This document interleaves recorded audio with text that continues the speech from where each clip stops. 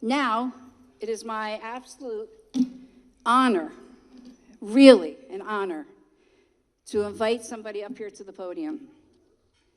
This is a man who has seen the abuse of power up close and personal. He has fought it with integrity and skill to speak about the government overreach and what they've done to our president. We've all witnessed it for the past 4 years, but he's really been on the front lines, and he's become a real major voice for J6, for weaponization, for the president, and for a lot of people that are in this room. And I've only just gotten to know him, and I could tell you he's a doll, he's a sweetheart, but don't mess with John Lauro. That's all I got to say. John, please come up.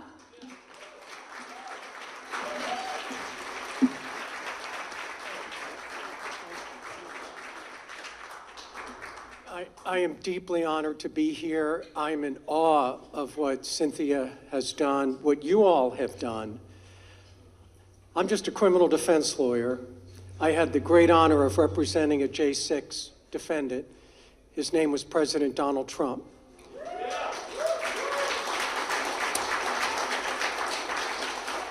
And every day,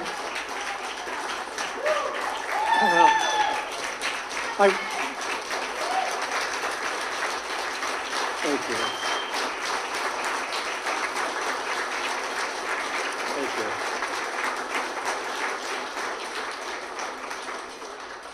He had the same courage. He had the same strength. He had the same faith as everyone in this room. And I saw it firsthand. When he hired me, we were looking at 4 criminal cases, thanks to the oppressiveness of Joe Biden and his corrupt actors in his corrupt Department of Justice. I represented President Trump in the Washington, D.C. case, where, as you may know, they attempted to characterize him as an insurrectionist, as someone who hated the Constitution, as someone, you may have heard those same sentiments against the people in this room. And we knew it was false, and we knew they were lying, and we also knew that we would overcome, because no amount of oppression can ever defeat faith and courage and prayer. And this room is a living testament to that.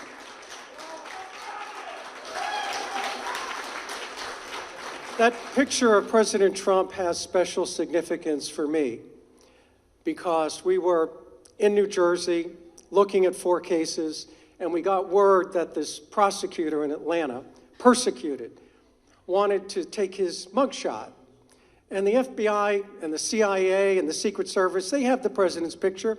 There was no reason for him to have his mugshot, but this persecutor, and you may have experienced persecutors, I don't know in your experience, but this persecutor wanted him to come down to Atlanta. And we were begging her, we don't want you to do that, there's no reason. And finally the president said, I've had enough. I'm gonna go down there and I'm gonna take a picture.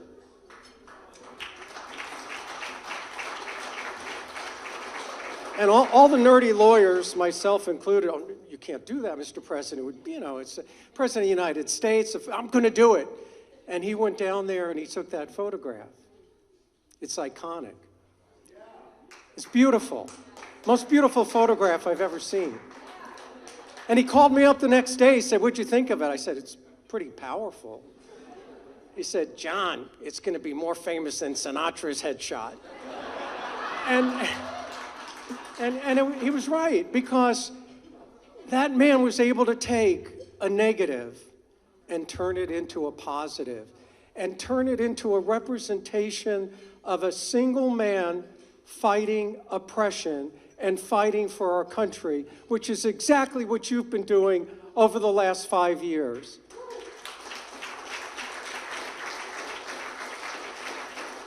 I will say he was with you every step of the way in my conversations with him. He stood side by side with you all.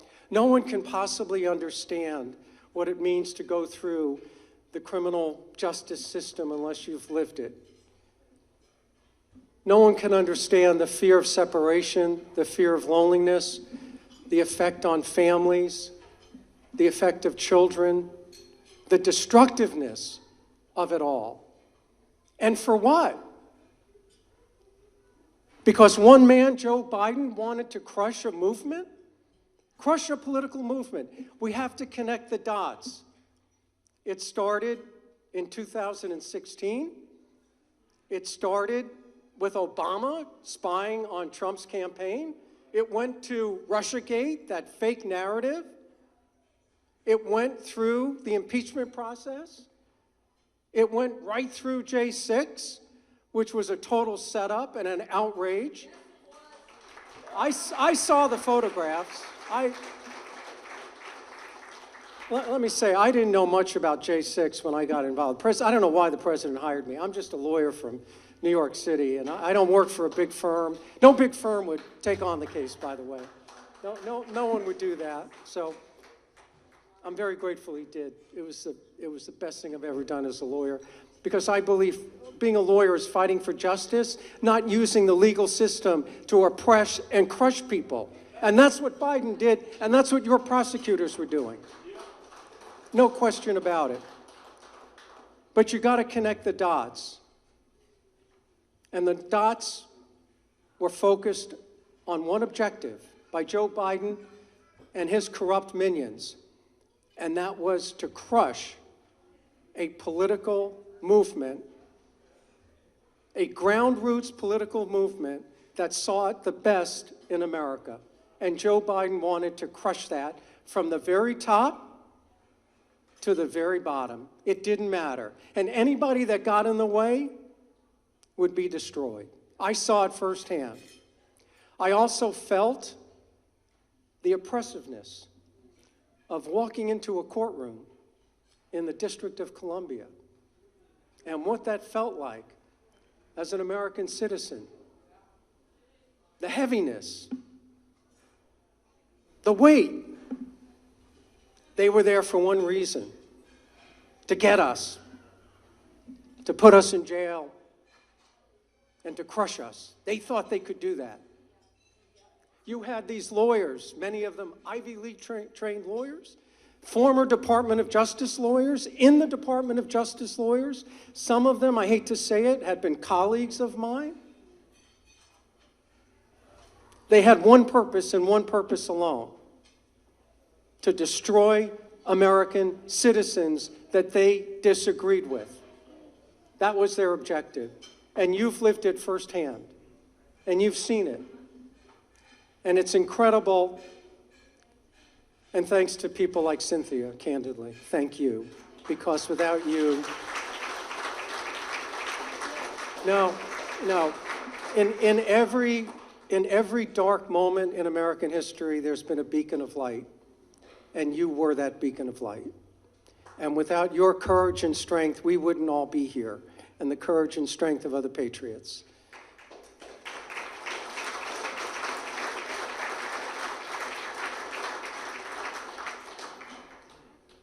Our work is not over.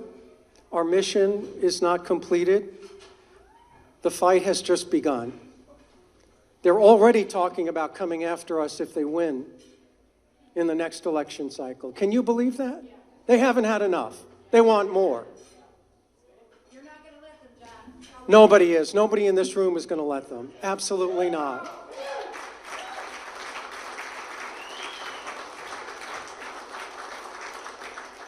We know what their goal is, but we're going to win because our cause is righteous, and our cause is just, and our cause is ordained. All they have is power and the lust for power, and we will defeat that.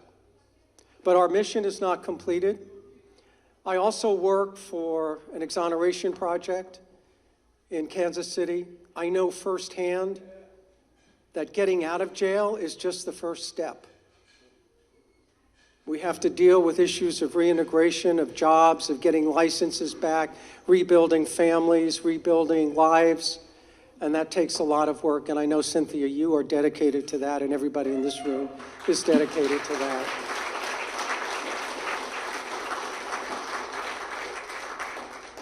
We also have to hold those who oppressed us accountable. I'm sorry.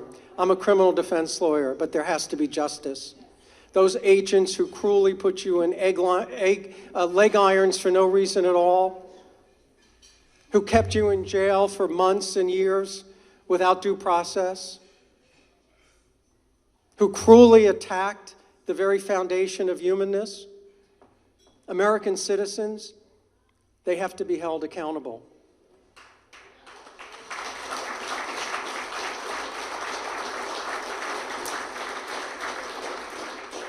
But not just those on the front lines.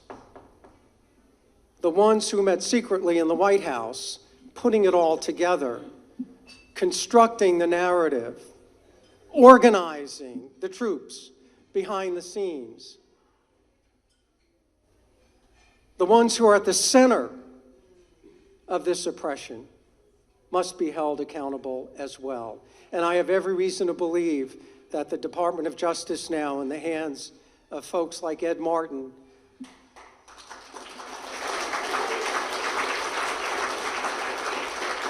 and Attorney General Bondi and the President of the United States, will make sure that that happens. We don't seek vengeance, we seek justice. Justice for all, including everybody in this room.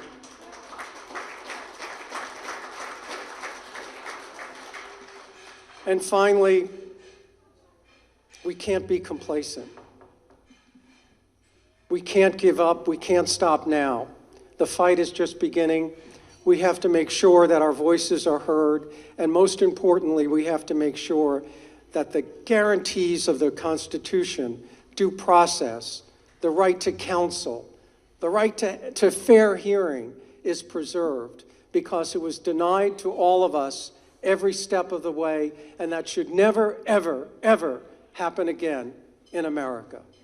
Thank you very much.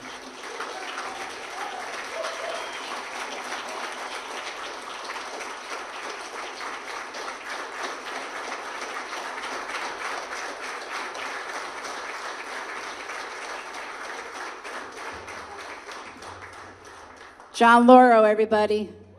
John Lauro.